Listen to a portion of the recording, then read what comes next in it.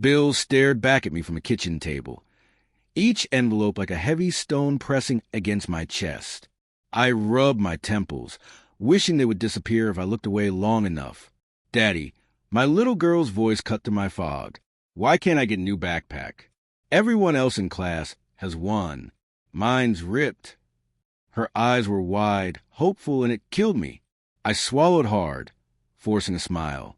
I know, baby. I promise I'll get you one soon. Just not right now. She frowned, fingers tracing the tear in the fabric of her bag. You always say that. Her words stabbed deeper than any overdue bill. I didn't answer. I couldn't. That night, as the sky cracked open and rain poured like the world was crying, I walked fast along the street, clutching the thin jacket around me. Work had run late, and my daughter was home waiting, probably watching cartoons to drown out the hunger in her stomach until I came back with cheap takeout. I lowered my head against the storm, but then I saw her. A tiny figure sat under a flickering streetlight, knees pulled to her chest, hair plastered against her wet face. She wasn't moving, just staring at the ground. For a moment, I thought maybe I was imagining things. But then a small sob carried through the rain. I stopped dead. My first thought was keep walking. I had enough problems. My daughter needed me. My wallet was empty. My heart already carried more weight than it could bear. But my feet wouldn't move. Hey, I called softly, stepping closer. Are you okay? She didn't look up. The rain ran down her thin arms. Her little bare feet pressed against the cold pavement. Something in my chest cracked. No child should sit like that, alone, abandoned to the storm. I crouched down. Sweetheart, are you lost? Still no answer. Only the sound of her shivering breaths. I reached out a hand. She flinched. My gut twisted. Listen, I said, voice breaking. I've got a daughter at home. She's about your age. You can come with me, just to get warm. I won't hurt you. I promise. Her big eyes finally lifted to mine. They were filled with something I recognized too well. Fear and loneliness. She didn't speak, but slowly, so slowly, she slid her small hand into mine. When we walked to the front door, my daughter jumped up from the couch, eyes wide. Daddy, who is that? I closed the door quickly, the rain pounding behind us. She was out there in the storm, alone. My daughter's eyes grew even wider. She hurried over, tugging at the girl's soaked sleeve. You're freezing. Daddy, we need a towel. Yeah, I muttered, my heart racing. Get one from the bathroom. As my daughter darted away, I knelt in front of the stranger. She still wouldn't speak, only stare at me with those eyes that seemed too old for her face. You're safe here, I whispered, though I wasn't sure I believed it myself. My daughter came back dragging a towel twice her size. Here. She wrapped it clumsily around the girl's shoulders. The girl flinched again, but my daughter just smiled. Don't worry. Daddy makes the best hot chocolate. Right, Daddy? I forced a chuckle. Yeah, the best. I wasn't sure if we even had cocoa left, but for once, I didn't care. Minutes later, I set a steaming cup in front of the girl. She didn't drink. She just sat there, towel around her, watching me. My daughter sat beside her, proudly sipping her own cup. What's your name? I asked gently. Silence. Do you know where you live? Do you know your mom or dad's phone number? Her lips trembled, but nothing came out. I sighed, leaning back. My daughter frowned at me, whispering, maybe she's scared. I know, baby. I rubbed my tired face. But we have to figure out who she belongs to. The girl's eyes flicked up at me, quick and sharp. Something shifted in them, like a storm behind glass. I softened my tone. It's okay. You don't have to say anything yet. Just know you're safe. My daughter reached over, squeezing her hand. You can stay here tonight. Right, Daddy? I hesitated. One more mouth to feed. One more problem. But when I looked at her fragile frame and trembling fingers, the answer was already written in my chest. Yeah, I whispered, she can stay. Later, as I dried her soaked clothes by the heater, I glanced back at the couch. My daughter had curled up next to the girl, both wrapped in blankets. For the first time since my wife died, the house didn't feel empty. It felt alive, fragile but alive. I swallowed hard, blinking back the burn in my eyes.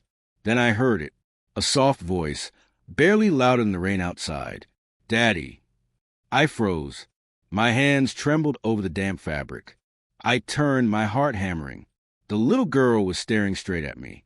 "Daddy," she whispered again. The words shattered me. I whispered back, my voice unsteady. "What did you say?" Her eyes didn't blink. She just clutched the blanket tighter. My daughter stirred beside her and yawned. "She called you Daddy." I heard. My chest squeezed. Maybe she's confused. Or maybe, my daughter said, sliding closer to the girl, "She needs one." Her words cut deep. I forced a smile, but inside I was unraveling. I tried again. "Sweetheart, can you tell me your name?" The girl's tiny fingers twisted the edge of the blanket. Silence. "Where's your home? Do you know your mom? Or your real dad?" She buried her face against my daughter's shoulder. My daughter stroked her damp hair. "Don't scare her. She doesn't want to talk." "I'm not trying to scare her." My voice cracked louder than I meant. Both girls flinched, and I immediately regretted it. I just need to understand." My daughter glared at me, the same glare her mother used to give when I messed up. "She's staying here tonight. That's final." I almost laughed at the defiance in her little voice, but the lump in my throat stopped me. Trouble was already breathing down our necks. I could feel it. But when the girl reached out, timidly wrapping her trembling hand around mine, I went quiet. Her palm was ice cold, but the way she held me felt like an anchor. "Okay," I whispered. "She stays." Later, I tucked them both under the same blanket. My daughter wrapped her arms around the girl, as if she'd always been there. The girl didn't fight it. She clung back. I sat in the chair across the room, watching. The house was too still. The rain had slowed outside, but in my head, a storm raged louder. My wife's face rose from memory.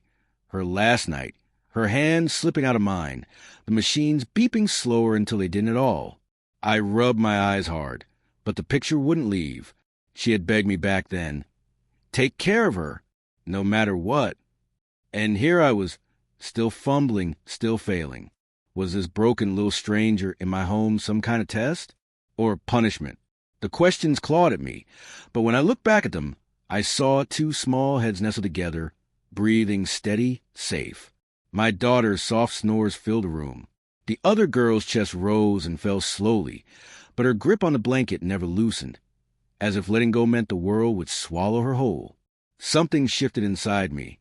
My loneliness was sharp, but alongside it, something else stirred, an instinct I couldn't name, heavy and fierce.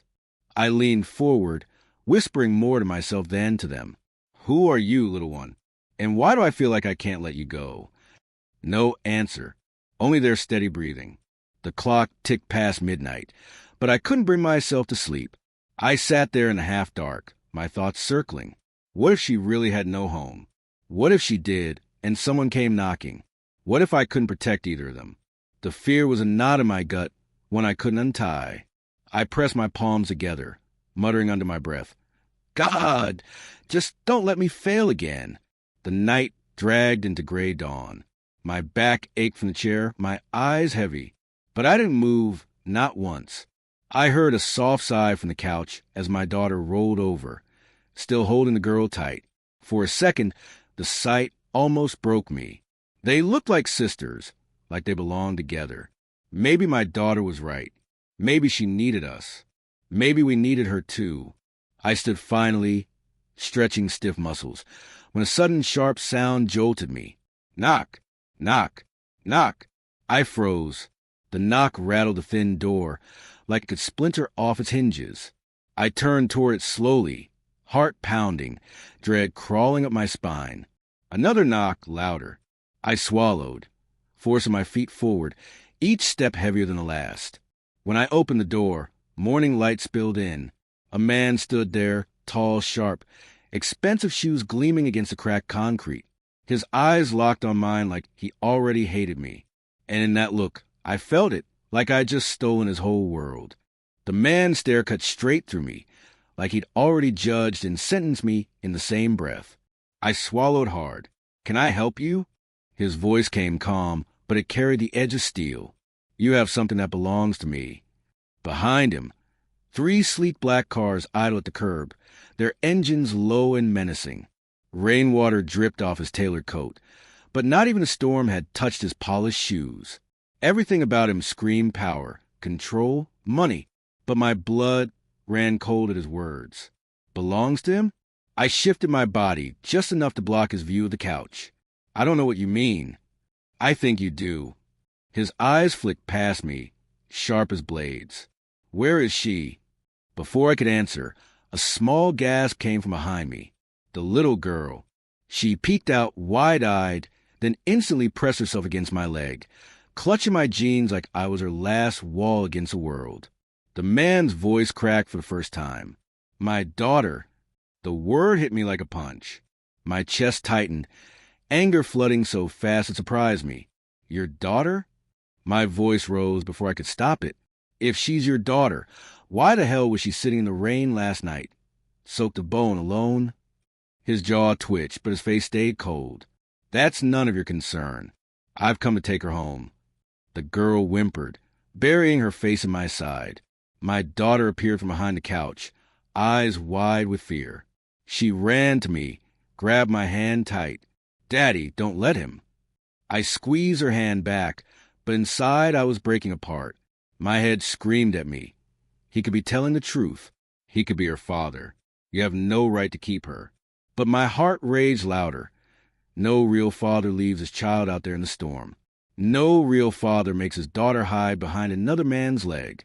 I forced myself to breathe. "She doesn't want to go with you." His gaze locked on me, sharp enough to slice. Children don't know what they want. A father knows. I clenched my fists. "Then prove it. Where were you when she was crying under a streetlight with no shoes?" His nostrils flared, but for a flicker of a second, something broke through his mask. Pain, regret, quickly buried again. "I'm taking her," he said, voice flat. The girl's grip on me tightened like claws. My daughter pressed closer. My chest burned with confusion, fury, fear, all tangled until I could barely breathe. I knelt, looking into the girl's terrified eyes. "Do you want to go?" She shook her head so hard her wet hair slapped against her cheeks.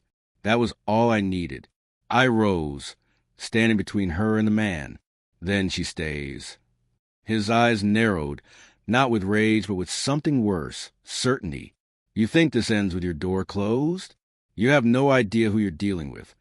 "Maybe not." I shot back, my voice trembling but firm.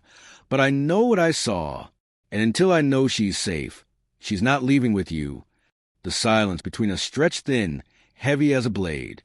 The rumble of the cars outside filled the gap. Finally, he exhaled slowly, stepping back. "Very well, if that's how you want it. But this isn't over."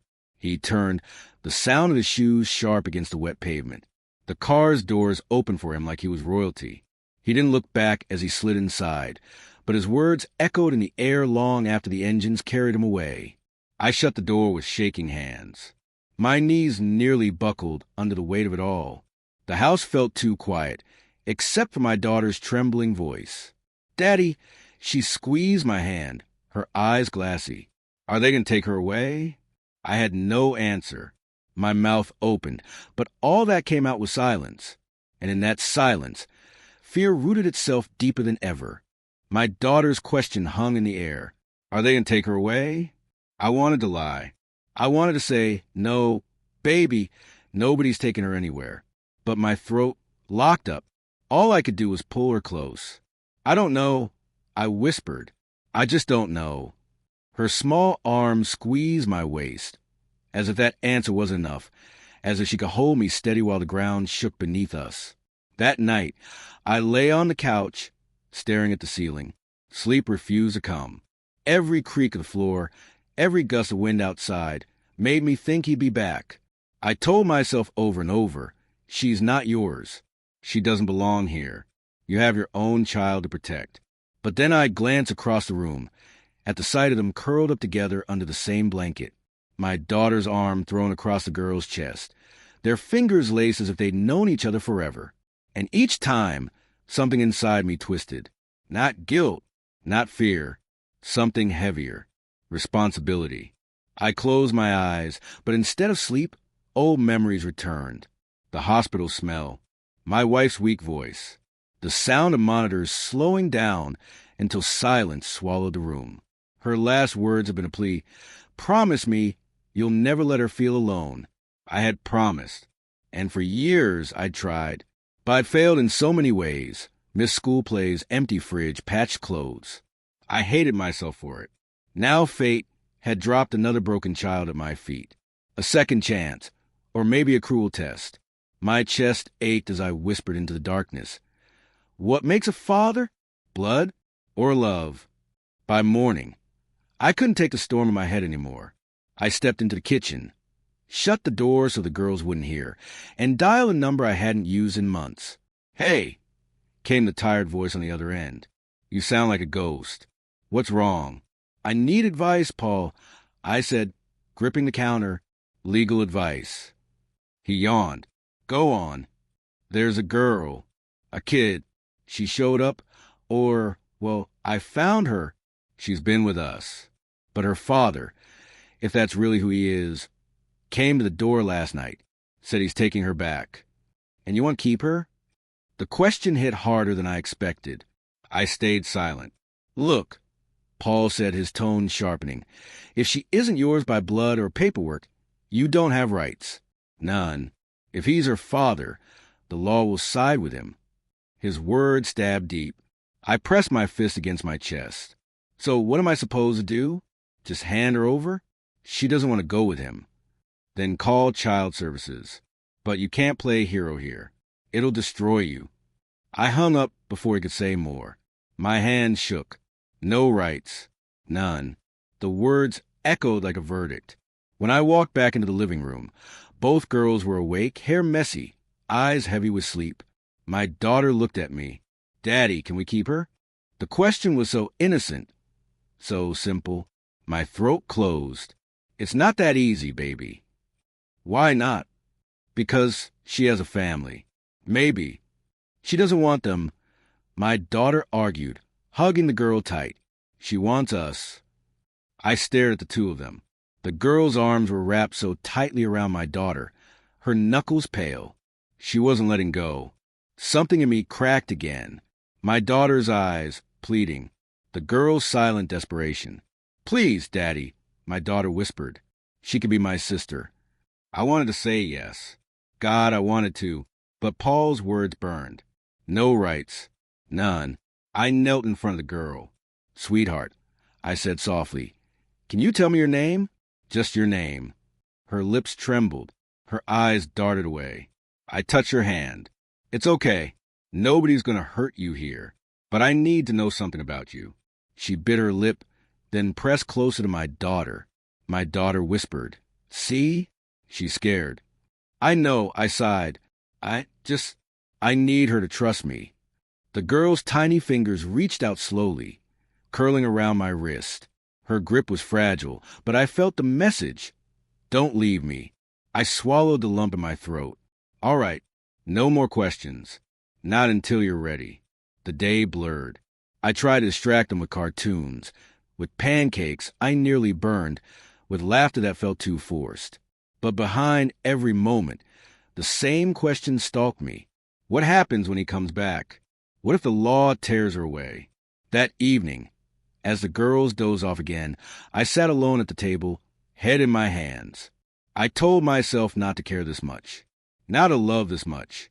But then, out of the quiet, a small voice whispered, My name is... She paused, then forced it out, shaky but clear. I lifted my head, heart pounding. Her next words froze my blood. He hurt Mommy. Her words cut me open. He hurt Mommy. My breath caught. My throat dried. What did you say? I asked softly, afraid she might shut down if I pressed too hard. The girl's eyes flickered, then dropped the blanket. She whispered again, barely louder than a breath. He hurt Mommy. She didn't wake up. My hands shook against my knees. I wanted to tell her she must be wrong, that she misunderstood. But her trembling voice, those broken words, carried something rawer than imagination.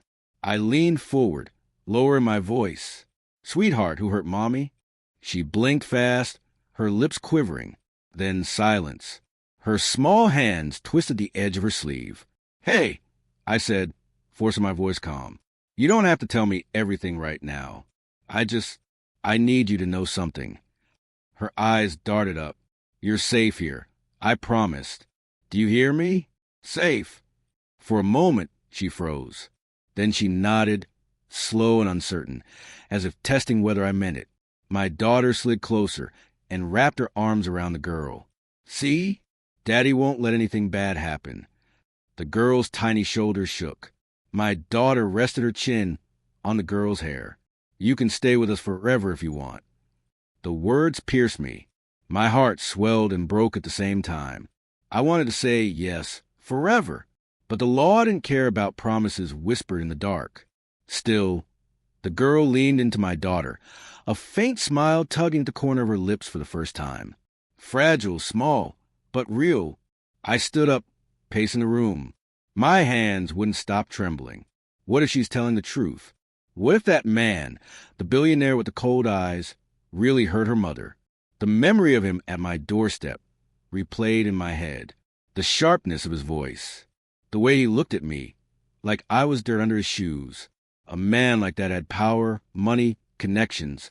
If he wanted the girl back, no court, no system would stop him. And if what she said was true, giving her back meant handing her to a monster.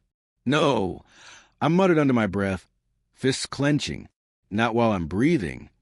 My daughter looked up at me. "Daddy, why are you mad?" I forced a breath out. "I'm not mad at you, baby. I'm just thinking." "About her daddy?" she asked. The word daddy on her lips made me flinch. "He's not." I stopped myself. "Yeah, about him. Is he bad?" I looked at the girl. Her eyes begged me not to say it out loud. She didn't want to repeat her story. Not yet. So I crouched beside them and said carefully, "I don't know, but I know one thing. No one is going to hurt you while you're here." The girl blinked at me, studying my face as though measuring if she could believe it. Then, slowly, she slid her hand into mine. That small, trembling hand in my palm lit a fire in my chest. I wasn't just protecting her out of pity anymore. I needed to. The night dragged on. I tucked them into the same bed again, though my daughter insisted she didn't want the girl to be scared. I sat at the edge, stroking their hair until their breathing evened out. And when the silence filled the room, I whispered to myself, if he touched her mother, if he really did this, I'll fight him with everything I have. My stomach twisted. I wasn't strong. I wasn't rich. I had nothing but this small, worn-out home and my stubborn will. But that had to be enough, because the idea of handing her back, it felt like betrayal. To her, to my daughter, to my wife's last words. The hours blurred. At some point, I dozed in a chair by their bed, jerking awake at every sound. My body ached, but my mind refused to rest. Then I heard it, deep mechanical, rolling low through the night. Engines, more than one. I crept to the window, pulling the curtain back just an inch. Headlights cut through the darkness.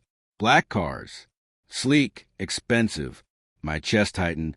My heart hammered, so loud I swore it would wake the girls. He was back, and this time he wasn't alone. Engines hummed outside, low and menacing, and when I pulled the curtain wider, 3 black cars lined the curb. My stomach dropped. I whispered, "God help me," then stepped quietly into the hall so the girls wouldn't hear. But it was too late. My daughter rubbed her eyes, clutching the little girl's hand. "Daddy," she whispered, fear trembling in her voice. "He's back, isn't he?" I swallowed hard. Stay with her. Don't open the door, no matter what. But when the knock came, sharp, commanding, I knew hiding was an option. I opened the door just enough to step outside. The billionaire stood there, flawless suit catching the faint glow of the streetlights. His men flanked him like shadows. His voice was calm, but edged with steel. "I came to take back what's mine." Something inside me snapped. My chest tightened, but I held the doorway like it was my last line of defense. Yours. My voice cracked with anger. She was alone in the rain, crying, barefoot. If she's yours, where the hell were you? His jaw tightened, but he didn't answer. Instead, he tilted his head, and one of his men stepped forward holding a briefcase. Open it, the billionaire said. The man clicked it open, revealing stacks of cash, neat and suffocating. More money than I'd ever seen, more than I could ever earn in a lifetime of breaking my back. The billionaire's eyes pinned me. Take it. Consider it payment for your kindness. Then step aside. My throat burned. For one flicker of a second, I imagined what that money could do. No more past due bills. A proper life for my daughter. College. Maybe even her dream backpack, without me scraping pennies. But then I heard small footsteps behind me. Daddy. My daughter's voice cracked, filled with panic. Don't let them take her. Please, Daddy, please. She clung to my shirt, trembling. The girl behind her, eyes wide, lips pressed tight like she was holding back a scream. I clenched my fists. Pride, rage, and fear swirled inside me. You think money makes this okay? I spat, my voice shaking but loud. She's not something to buy and sell. She's a child. The billionaire's eyes narrowed, studying me like I was some puzzle he couldn't solve. Do you have any idea who you're standing against? I don't care if you own the whole damn city. I shot back. I won't hand her over. My daughter buried her face in my side, sobbing. Daddy, don't let them hurt her. Don't let them. Her desperation lit fire in my chest. I wasn't strong, I wasn't powerful, but I'd sworn never to fail her. And maybe, just maybe, this broken little girl had been sent here to test that promise. The silence cracked when the girl's voice, small but fierce, tore through the night. I don't want to go. Everyone froze. Even the suits shifted, glancing at each other. The billionaire's mask cracked, just for a second. His eyes widened and softened, as if her words pierced something buried deep. He took one step forward. His voice dropped, rougher now. Sweetheart. But she ducked behind me, clutching my leg with both arms. No, she cried. My daughter wrapped her arms around her too, both of them trembling, holding each other like lifelines.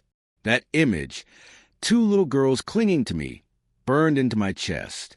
I straightened, my body trembling but unmovable. You heard her, I said through clenched teeth. She doesn't want to go. For a long, unbearable moment, the billionaire just stared at us. The streetlight caught the faintest shimmer in his eyes before he blinked it away. Finally, he raised a hand, signaling his men back. He adjusted his cufflinks, his mask of control slipping back into place. You're making a mistake. Maybe, I said, my voice raw, but it's mine to make. He exhaled slowly, almost like he was tired. Then he stepped back toward the cars. Before climbing in, he turned one last time, his gaze heavy on me. You don't know the full story. The words hung in the night like a curse. Then the doors slammed, engines roared, and the black cars melted into the darkness. I stood in the doorway, heart pounding, knees weak. My daughter's tears dampened my shirt as she whispered, Daddy, are they going to come back?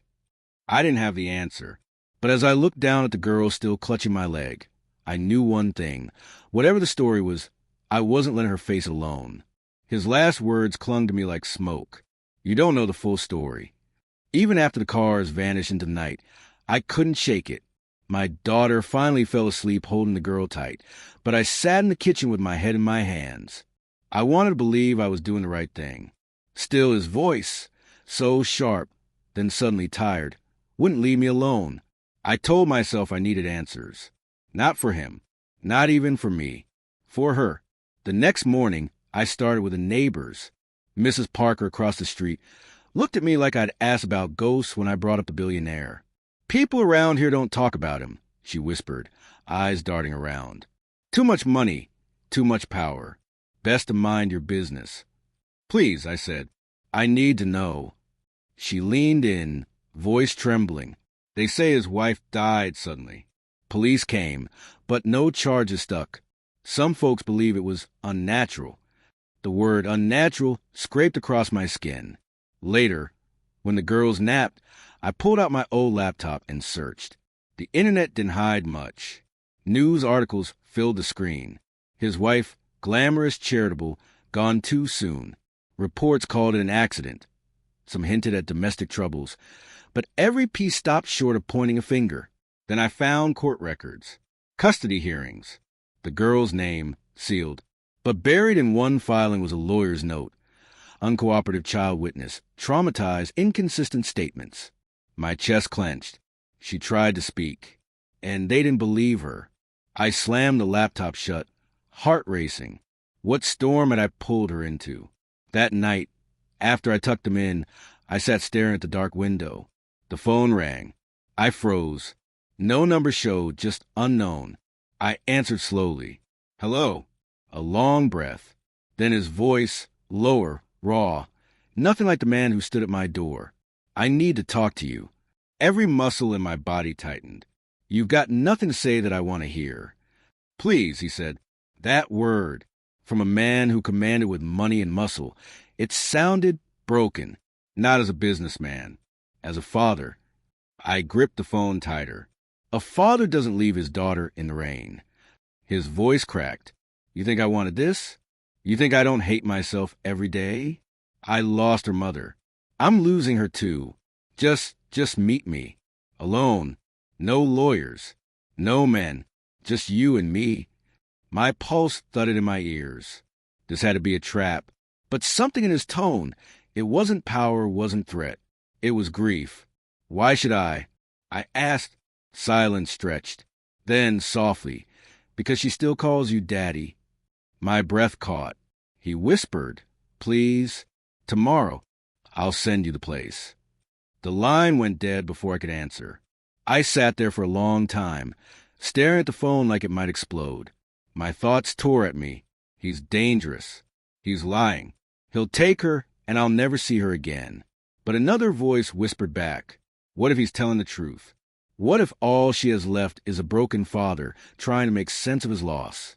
When I finally crawled into bed, both girls stirred. The little one opened her eyes, staring at me in the dark. Daddy, her voice was fragile. Yes, sweetheart. Are you mad at me? The question ripped me in half. I pulled her close, kissing her damp hair. Never at you. I'm just trying to keep you safe. She nodded, eyelids fluttering shut again. But before she drifted back to sleep, she whispered, he cries too, at night. I remember. Her words froze me.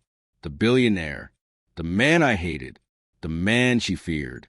And yet in her small, trembling voice, I heard a truth I wasn't ready for. I lay awake till dawn, knowing what I had to do. I would meet him, but I didn't know if I was walking into the truth or straight into his trap. I hardly slept. Dawn came too fast, painting the sky gray as my mind twisted with doubt. I told myself 100 reasons not to go, but my feet still carried me. Maybe I needed the truth as much as he did. The cafe was nearly empty when I walked in. The smell of burnt coffee lingered. A jukebox hummed low in the corner. He sat alone in the back. No men in suits this time, just a man with shadows under his eyes.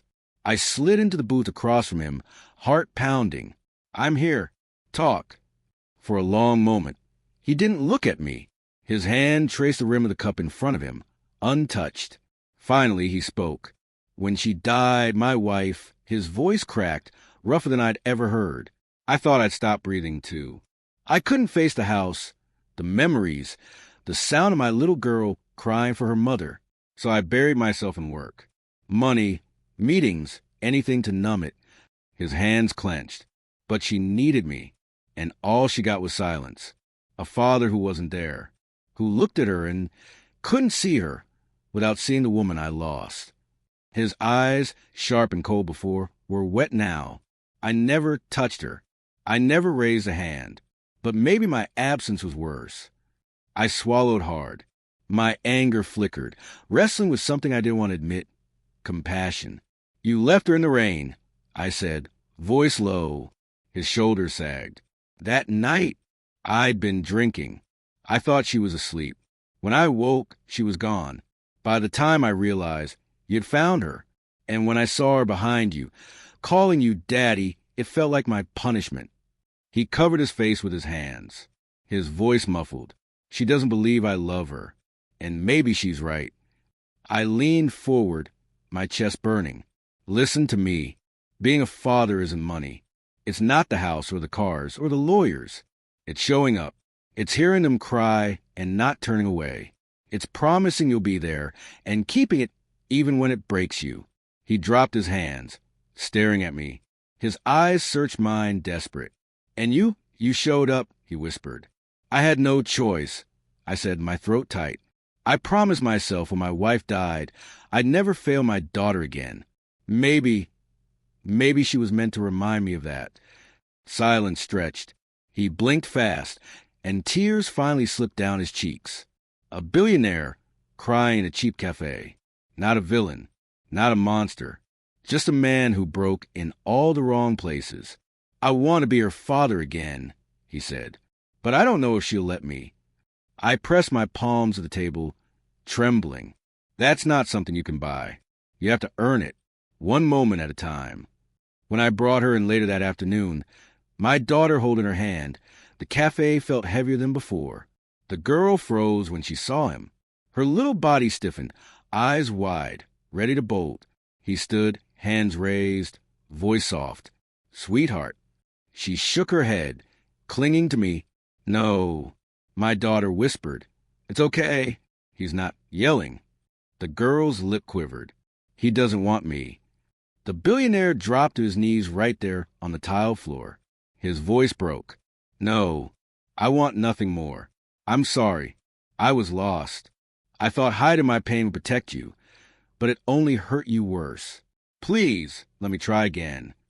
She looked at me, pleading silently. Can I trust him? I crouched beside her, brushing her damp hair back. Sweetheart, I whispered, sometimes dads mess up.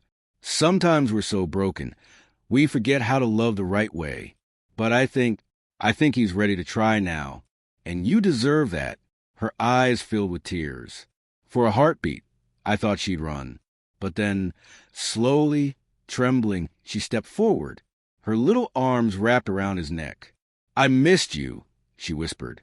The billionaire choked on a sob, clutching her tight. I missed you every day. My chest ached so hard I thought it might crack. Pride, pain, loss, all tangled together. I had fought to keep her safe, and now I had to let her go, not to danger, but to love she'd been starved of. When he finally lifted his head, his eyes met mine. Thank you, he mouthed, voice gone. I nodded, unable to speak. Later, as we walked home, the girl hugged me tight one last time. I'll come visit, Daddy. The words slammed into me like a knife and a gift all at once. I forced a smile, even as my throat closed. I'll be waiting, sweetheart. Her small voice cracked the silence on the walk home. Daddy, why did she have to go?